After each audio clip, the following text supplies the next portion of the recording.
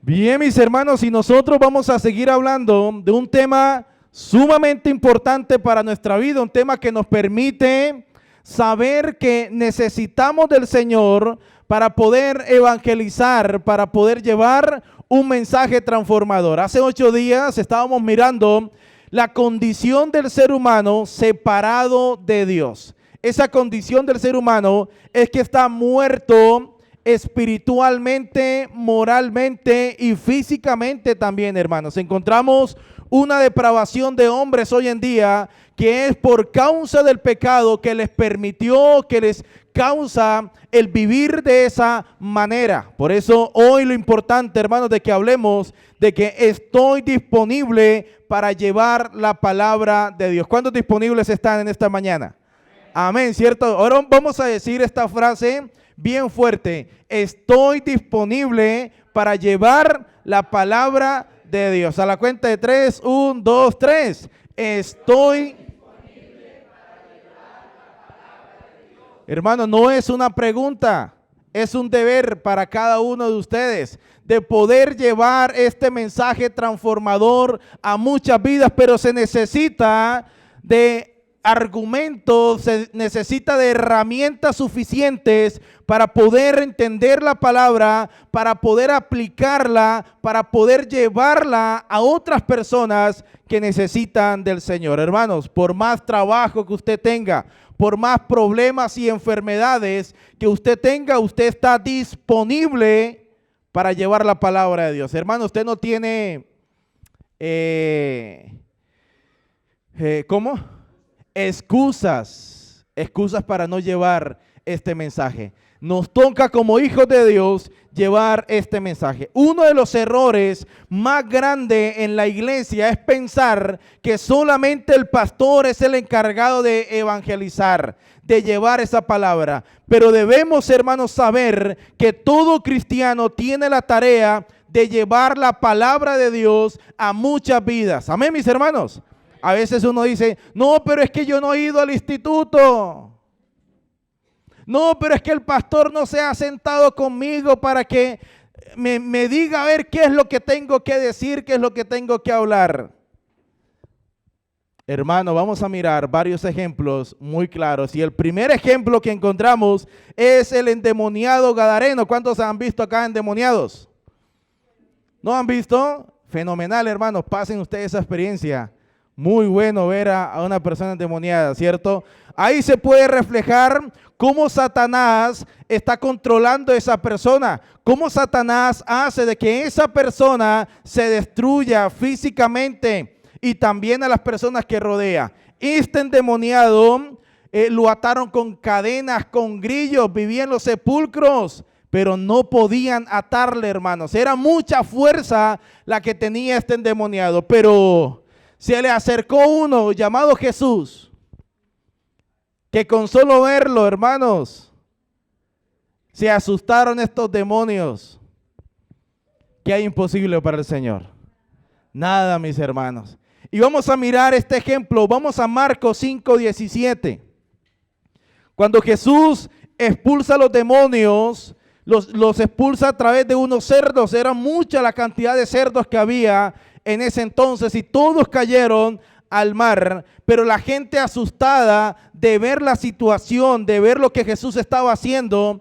Vamos a mirar en Marcos 5:17 y mire lo que dice: y comenzaron a rogarle que se fuera ¿de qué? De sus contornos. ¿A quién le estaban diciendo que se fueran? A Jesús, hermanos. ¡Qué locura! Aquel Jesús que había sacado estos demonios, que había liberado a esta persona, porque la gente cuando llegó vieron al demonio a los pies de Jesús en su juicio cabal. Qué hermoso es este endemoniado. De endemoniado pasó a predicador. Y la gente quería que Jesús se fuera de sus contornos. Al entrar él en la barca, el que había estado endemoniado le rogaba que le dejase estar con él. Eso significa el cambio, la transformación que Dios hace en la vida de las personas, mis hermanos. Cuando el Señor nos transforma, queremos es adorarle, glorificarle, estar con él, aprender. Que el pastor nos visite, que el pastor haga estudios. Vamos a la iglesia, no nos perdemos ni un día. Hermano, este endemoniado, hagámonos la historia. Jesús, bueno, no me quieren ver, yo me voy, ya hice mi tarea, ya saqué un montón de demonios. Pero este endemoniado le decía, déjame ir contigo, yo quiero ir contigo. Le rogaba ir con Jesús. ¿Qué le diría a Jesús? Claro, ven para acá. Nada, hermano, eso no le dijo Jesús. Vamos a mirar versículo 19, lea conmigo qué dice. Mas Jesús no se lo permitió, sino que le dijo, vete a tu casa, a los tuyos, y cuéntales cuán grandes cosas el Señor ha hecho contigo y cómo ha tenido misericordia de ti. Versículo 20, y se fue y comenzó a publicar en Decápolis cuán grandes cosas había hecho Jesús con él, y todos se maravillaban. Qué hermosas palabras, mis hermanos. De endemoniado pasó a predicador, ¿cierto? ¿Qué era lo que le dijo Jesús? Vete a los tuyos, vete a tu casa, cuéntales cuán grandes cosas el Señor ha hecho contigo. Hermanos, ¿qué es lo que usted tiene que decir? Lo que el Señor ha hecho con usted. La transformación que usted tiene, el cambio que usted tiene. Pero ¿cómo voy a hablar de Jesús si el Señor no ha tocado nuestras vidas? ¿Cómo voy a hablar de Jesús si no me preparo a través de su palabra? Si no hay cambio en mi vida, si no hay ejemplo a seguir. Y este hombre, mire lo que dice, que se fue a Decápolis a contar las grandes maravillas que el Señor había hecho con él. Después de tan maravilloso milagro de salvarle la vida a un hombre, ¿por qué la gente quiso que Jesús se fuera de allí? Le pidieron que se fuera porque estaban atemorizados de su poder sobrenatural, poder que parecía incontrolable. Es posible que también hayan temido que Jesús continuara eliminando su fuente de subsistencia por lo que hizo con sus cerdos. Preferían su fuente de ingreso y su seguridad antes que la sanidad espiritual, mis hermanos. ¿Qué es lo que el mundo quiere hoy en día? Ingresos y más ingresos. Pero el ingreso espiritual lo aborrecen y lo dejan a un lado, mis hermanos. Qué locura de gente. Jesús le dijo al hombre que fuera a sus amigos y les hablara de su milagrosa sanidad, de lo que el Señor había hecho con él. Este hombre fue un poseído de demonios, pero ahora era un hombre de ejemplo viviente del poder de Jesús. Quiso irse con Jesús, pero él le dijo que se fuera a su casa y contara su historia a los suyos. Usted quiere predicar, hermanos, empiece por su familia, empiece por sus amigos, empiece por su barrio, por su pueblo, y va a ver lo que el Señor seguirá haciendo en ustedes.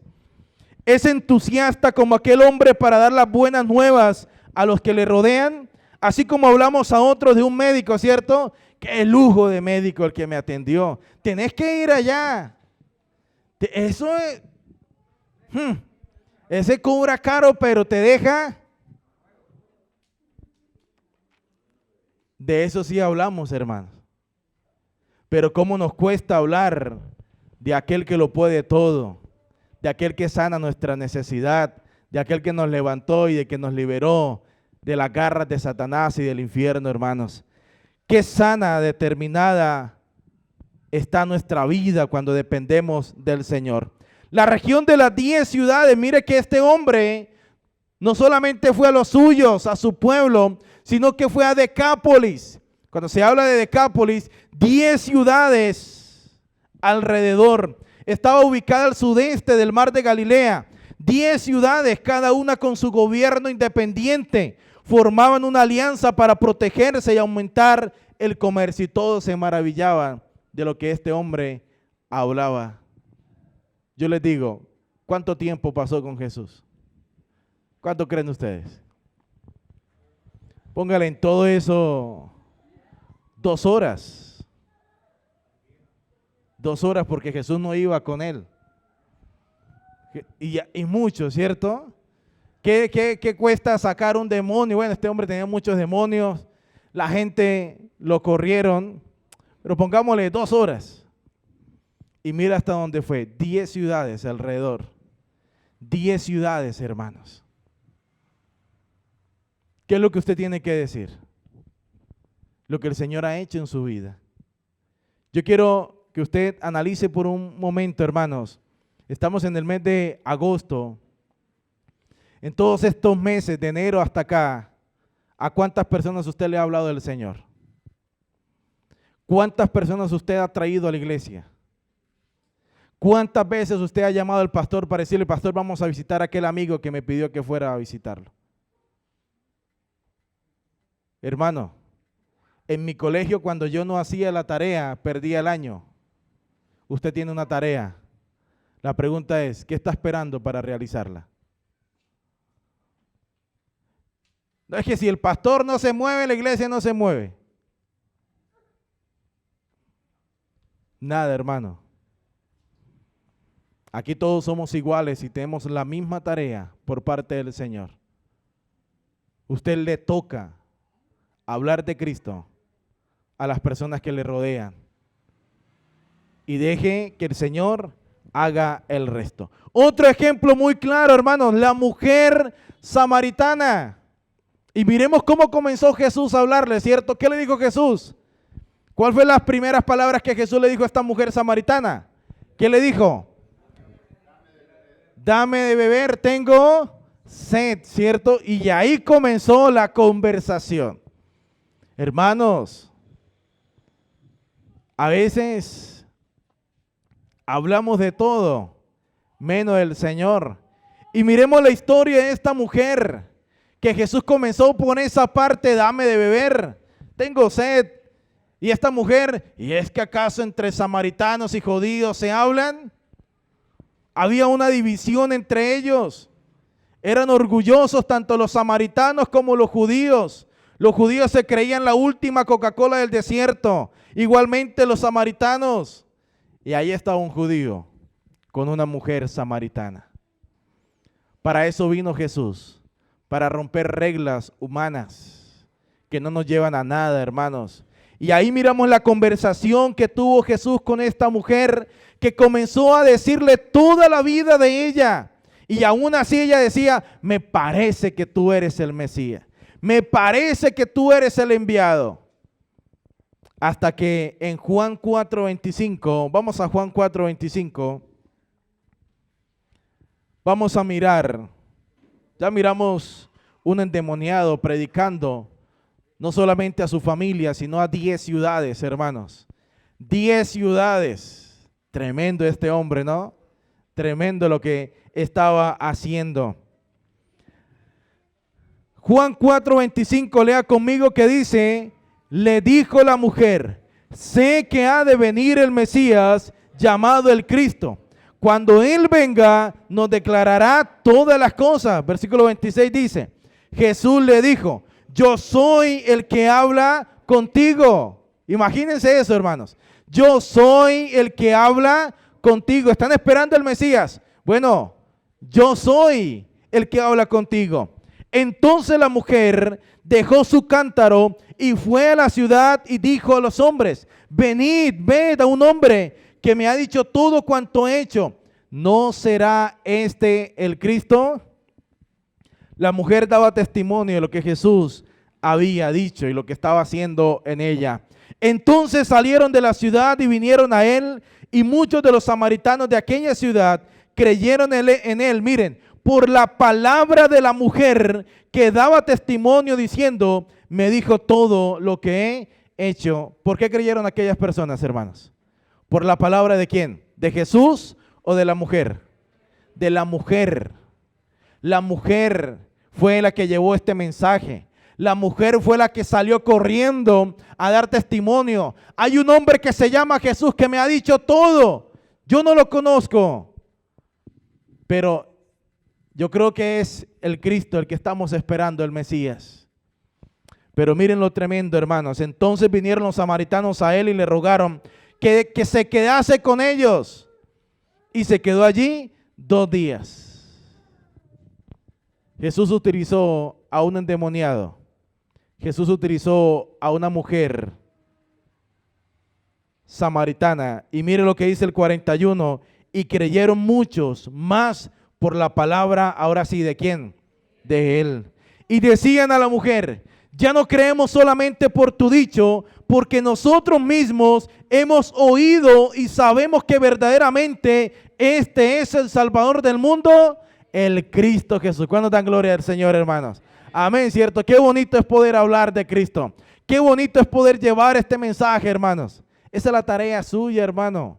Hable del Señor. Motive a otras personas. Pero pastor, es que yo hablo y a mí no me prestan atención. No importa, hermanos, usted siga hablando. Pero pastor, es que yo oro y hablo y ninguno se entrega. No se preocupe, hermanos, que usted ese resultado lo da el Señor. Dios convence, Dios transforma, Dios cambia para honra y gloria de Él.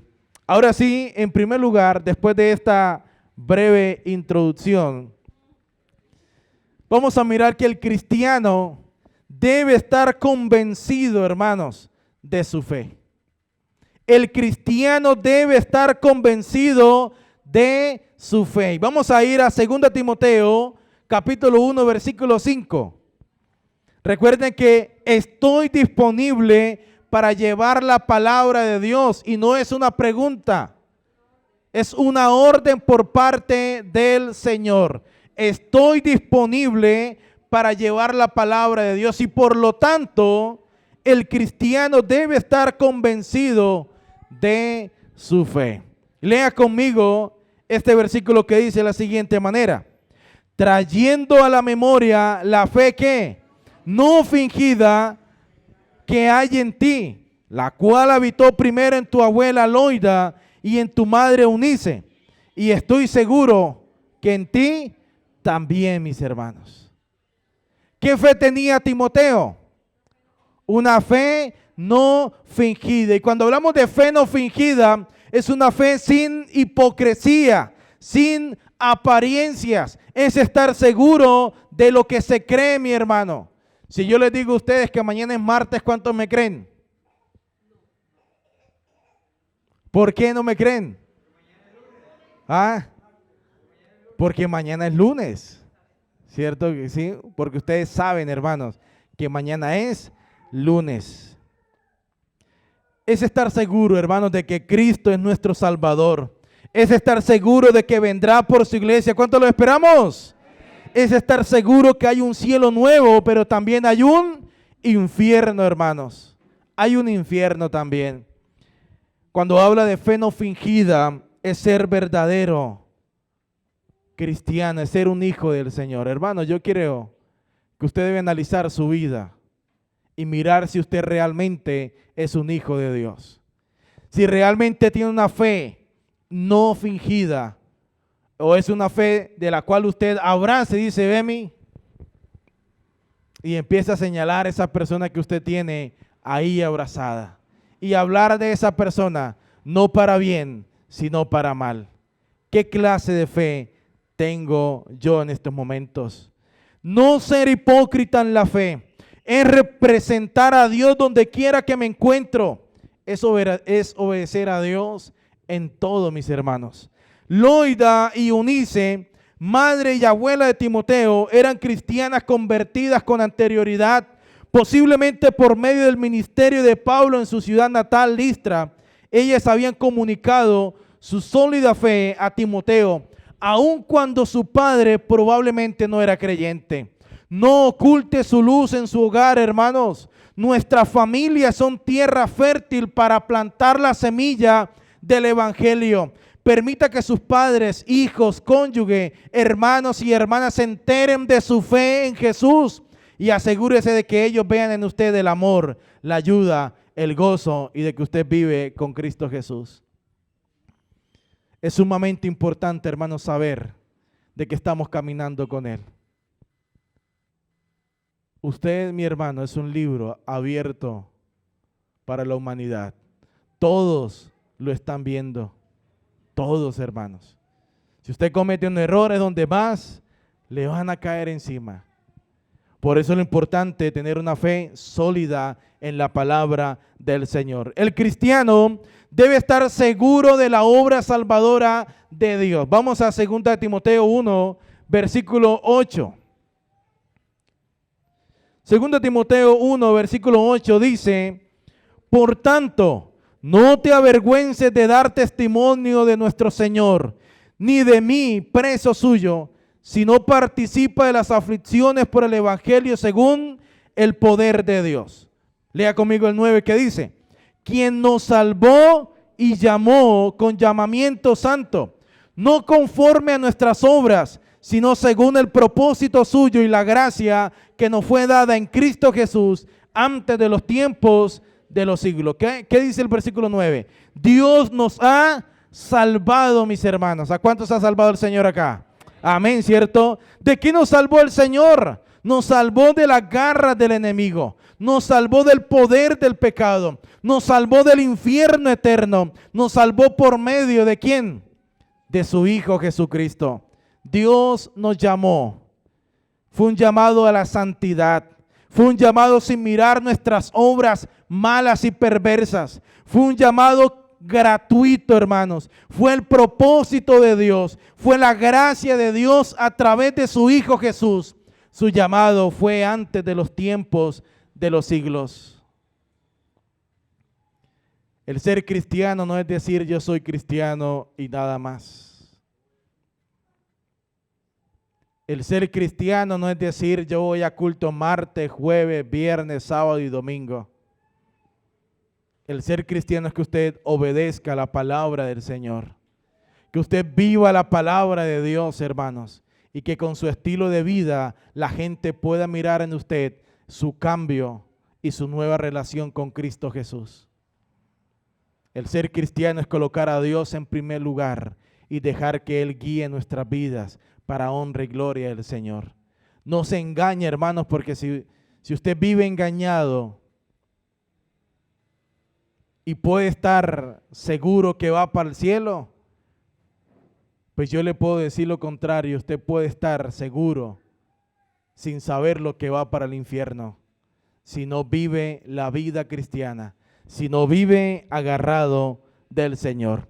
Le damos gracias a Dios, hermanos, por permitirnos ser parte de su plan redentor en el cual le honramos por medio de nuestras vidas. Eso nos debe llevar a cumplir con nuestras responsabilidades de anunciar su mensaje salvador. Descansemos en que Dios convence, transforma la vida del hombre perdido. Pensemos en nuestros familiares, amigos, vecinos, lo que les va a pasar si mueren sin haberles predicado. ¿Por qué? Segundo lugar, el cristiano debe estar dispuesto a transmitir la palabra de vida, hermanos. Vamos a Marcos 16:15. ¿Por qué debe estar dispuesto a transmitir la palabra de vida? Porque Cristo se lo ordena a usted. No es el pastor, mis hermanos. Es Cristo quien le ordena a usted de llevar el mensaje. Y si es posible, hermanos, llévelo todos los días a aquellas personas que usted tanto ama y que sabe que si no se arrepienten, se van para el infierno. Por lo tanto, en Marcos 16:15 dice, y les dijo Jesús, vayan por todo el mundo y anuncien a todo la buena noticia. El que crea y sea bautizado obtendrá la salvación, pero el que no crea será condenado. Vayan, hermanos, vayan. Es una orden dada por Jesús a sus discípulos. ¿Y cuántos discípulos de Dios hay en esta mañana? Amén, ¿cierto? Discípulo, recuerde, es un seguidor de Dios, uno que obedece a Cristo. Vayan por todo el mundo, hermanos, hasta el último rincón del mundo tiene que llegar el mensaje salvador. Y así se está haciendo, hermanos. Por medio de la televisión, por medio de las redes, por medio de misioneros, hasta los más recónditos de la selva están llegando con este mensaje, con la buena noticia. No son malas noticias, son buenas noticias, las cuales usted está dando, hermano, y anunciando a aquellas personas. El que no crea, ¿qué va a pasar con la persona que no crea? Será condenado, hermanos. Jesús dijo a sus discípulos, id por todo el mundo y predicad el evangelio. Que todos sepan que Él ya pagó el castigo por el pecado y que todos los que creen en Él recibirán perdón y vida eterna junto a Dios. hoy en día. Los discípulos cristianos se encuentran en todas partes del mundo hablando de estas buenas nuevas a los pueblos que no las han oído. ¿Has sentido alguna vez que no posee las habilidades ni la osadía para ser un testigo de Cristo? Debe darse cuenta que Jesús se levantó de entre los muertos y vive para honra y gloria al Señor. En la medida que crezca en su relación con Dios, Él le dará las oportunidades y la fuerza interna para proclamar su mensaje. Si usted no se siente capacitado, hermanos, para hablar de Cristo, es porque le cuesta orar, le cuesta leer, le cuesta congregarse. Y por lo tanto, mis hermanos, el Señor es fiel. ¿Qué le dijo Moisés al Señor? Padre, no sé hablar, ¿cierto? ¿Qué dijo Jeremías? Señor, soy un niño. Y tenía como 20 años Jeremías. Y era un niño, qué pecadito, ¿no? Hermanos, así nos pasa a nosotros. Excusas tras excusas. Por eso pensemos, hermanos, ¿cuántas personas ha traído usted este año a un culto o a los pies de Jesús? No, es que eso le corresponde al pastor. Nada, hermanos. A todos como hijos de Dios nos corresponde hablar de Él, anunciar su mensaje salvador. Vamos a Romanos 1:16. No avergonzándome de dar testimonio de Cristo Jesús. Romanos 1:16. Pablo, un hombre perseguidor de la iglesia, un hombre que arrastraba a los cristianos, un hombre pervertido, pero un hombre que cuando el Señor tocó su vida, fue transformado, fue cambiado, fue moldeado y comenzó a padecer por llevar el mensaje de Cristo. Tanto así que escribió en Romanos 1:16 que dice: porque no me avergüenzo del evangelio, porque es poder de Dios para salvación a todo aquel que cree, al judío primeramente y también al griego. ¿Qué dijo Pablo? No me avergüenzo. ¿Usted se avergüenza en lo que usted ha creído, hermano? Pablo dijo: no me avergüenzo del evangelio, no me avergüenzo de ser cristiano, no me avergüenzo de ser hijo de Dios, no me avergüenzo de lo que hago de anunciar la palabra del Señor, no me avergüenzo porque sé para dónde voy, sé a quién le estoy sirviendo. Hermanos queridos, es el momento de levantarnos del sueño espiritual y comenzar a hablar de Cristo Jesús, comenzar a hablar de Él, porque esa es su tarea, la cual usted debe estar realizando.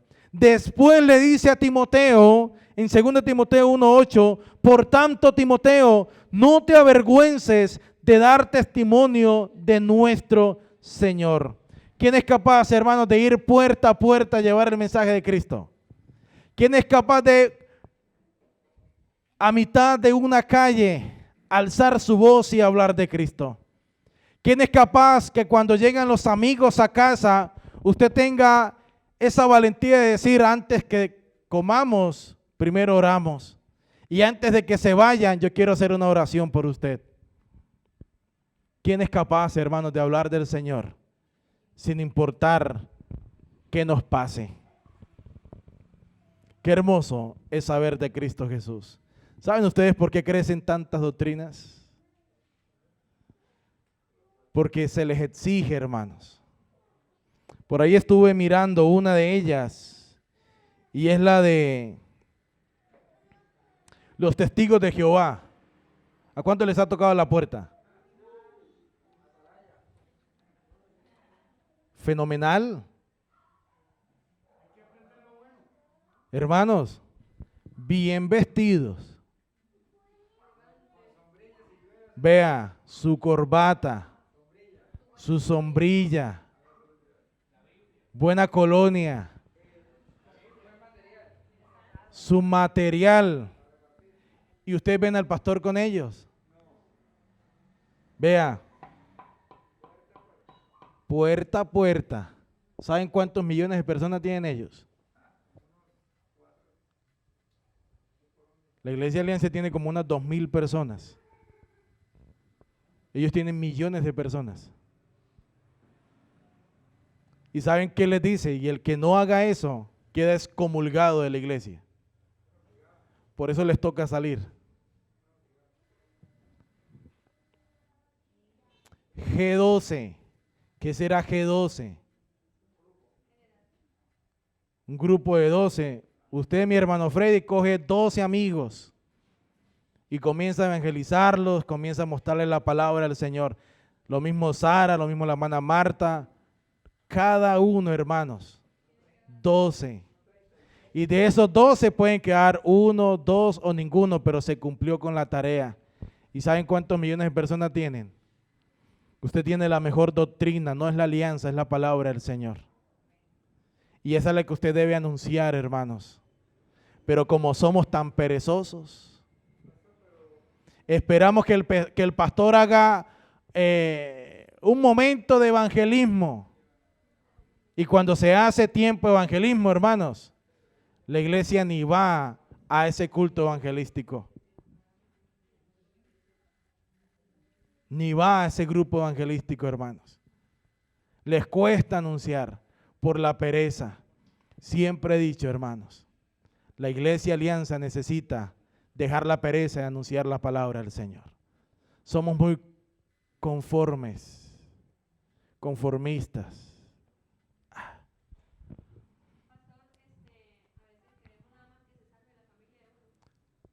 Es que ni eso, hermano.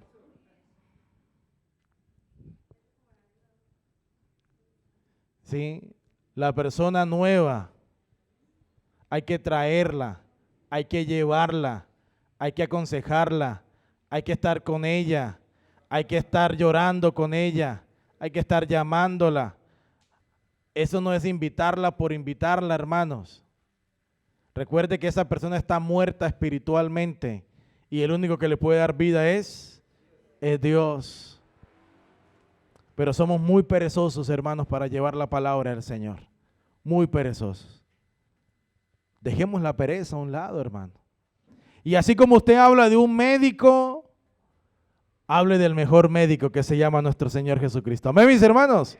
Dejemos la pereza y vamos con toda a no avergonzarnos de llevar su palabra. Participemos, hermanos, de las aflicciones del Evangelio. No te avergüences de dar testimonio de nuestro Señor, ni de mí preso suyo, sino participa de las aflicciones por el Evangelio según el poder de Dios. Y mire que Pablo no le dice a Timoteo, no vas a sufrir, no vas a pasar por aflicciones. Le dice, vas a participar, vas a pasar por aflicciones. Sentir una sensación que me causa dolor, un desagrado, mis hermanos. En este tiempo había mucha persecución. Timoteo pudo haber sentido temor de continuar predicando el Evangelio. Sus temores estaban basados en hechos, porque los creyentes estaban siendo arrestados y ejecutados. Pablo le había dicho que esperara sufrimientos. Timoteo, como Pablo, sería apresado por predicar el Evangelio. Pero Pablo prometió a Timoteo que Dios le daría fuerza y que estaría listo cuando fuera su turno de sufrir. Aun cuando no haya persecución, puede sernos difícil compartir nuestra fe en Cristo, hermanos. Afortunadamente nosotros, como Pablo y Timoteo, podemos contar con que el Espíritu Santo nos dará valor. Estos hermanos eran ejecutados, colgados, quemados, arrastrados por caballos. Les amarraban sus manos, sus pies y los caballos los ejecutaban, los arrastraban por llevar el evangelio de salvación. Por llevar el evangelio de salvación. ¿Cuáles serían las aflicciones de nosotros hoy en día? Y aún así no predicamos. Y a estos hombres que veían lo que estaba pasando, veían la gloria y honra del Señor, hermanos. ¿Qué nos podrán decir a nosotros? Ven, evangélico. No, hombre. Le vas a llevar la plata al pastor. Estás perdido. No estás gozando lo mejor. Eso es. Ay, no me hables de Cristo Jesús. No me hables de ese Dios. Eso, hermano. Acá en Colombia, porque hay países que sí están sufriendo eso, ¿no? Y ahí está, hermanos, la escena de lo que ellos sufrieron a lo que usted está sufriendo. ¿Qué ha sufrido usted por el Evangelio? Nada, más bien Dios le bendice cada día más y más. Yo quiero que mostremos una imagen. Esta imagen la coloqué hace 8 días también. Nunca se les pase, nunca se olviden de esta imagen. Nunca, nunca, nunca se olviden de ella. Sus familiares, sus amigos, sus vecinos. Si el Señor no tiene misericordia de ellos, dice la palabra que hay un lago de fuego esperándoles. De ese lugar, el Señor nos rescató. De ese lugar, hermanos, el Señor nos rescató.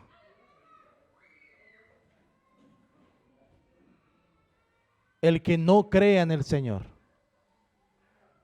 el que no crea en Él, ya saben para dónde van.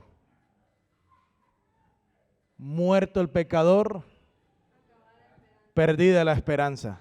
Si no se arrepiente ahora, ya muerto, hermanos, por más misas que le hagan, ya no podrán sacarlo. Ya está muerto.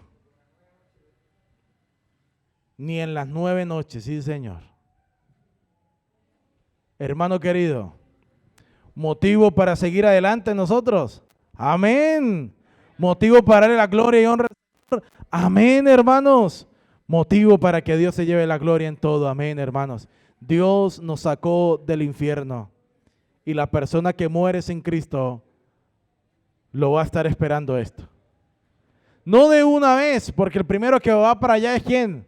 El diablo, sus demonios, y dice la Biblia, y el que no se halló inscrito en el libro de la vida será lanzado al lago de fuego. Que el Señor nos ayude, hermanos. Y vamos a concluir diciendo 2 Timoteo 1:7. Vamos a leer todos juntos este hermoso versículo que dice, estamos ahí, dice 1, 2, 3, porque no nos ha dado Dios espíritu de cobardía, sino de poder, de amor y de dominio propio. Ahora vayamos a 1 Corintios 9:16. Hermanos, usted no tiene un espíritu cobarde, usted tiene un espíritu valiente, de poder, de amor, de dominio propio, hermanos. Lleve este mensaje a aquellas personas que necesitan del Señor. ¿Estamos ahí? Cuando leamos y ay de mí, vamos a subirle unos 10 grados. ¿Listo? Para leerlo bien fuerte. Dice 1 Corintios 9:16. Pues si anuncio el evangelio, no tengo por qué gloriarme, porque me es impuesta necesidad. Y ay de mí si no anunciare el evangelio. Ay de usted, hermanos, ay de mí si no anunciare el evangelio. No, pero es que ya yo estoy viejito, pastor. Ay, que lo hagan los jóvenes, ¿no? Los jóvenes no van a hacer nada, hermano. Si no hay un convencimiento del Señor. Mire que Pablo, hasta el último suspiro, habló del Señor. He peleado la buena batalla. Hasta el último suspiro, porque para mí el vivir es Cristo y el morir es ganancia. Así tenga usted 100 años, hermano, mientras usted esté acá en la tierra, debe hablar del Señor, debe hablar de Cristo Jesús. Familia, que el Señor les bendiga. Piense en sus familiares, piense en sus amigos y salga de este lugar, hermanos, con esas ganas, motivados a hablar del Señor. Aproveche su trabajo, aproveche su trabajo. Y aquellas personas que usted ya les tiene confianza, solamente dígales, si usted muere en estos momentos, ¿para dónde va? ¿Para dónde va? No, yo voy para el cielo, pero los que van para el cielo son aquellos que obedecen al Señor. Son aquellos que son guiados por el poder del Señor.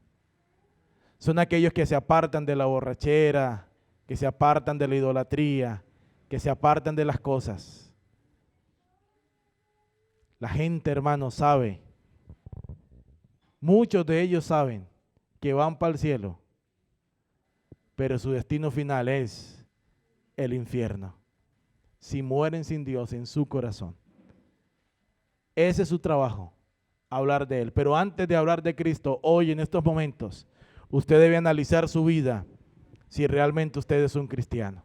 Y si no, hermanos, le motivo a entregar su vida al Señor y dejar que Dios lo guíe, que el Señor le transforme, que el Señor le cambie. Ore, lea, congréguese y adore al Señor. Búsquele cada día, porque Él está con nosotros. Amén, mis hermanos. Vamos a orar al Señor. Padre, gracias te damos.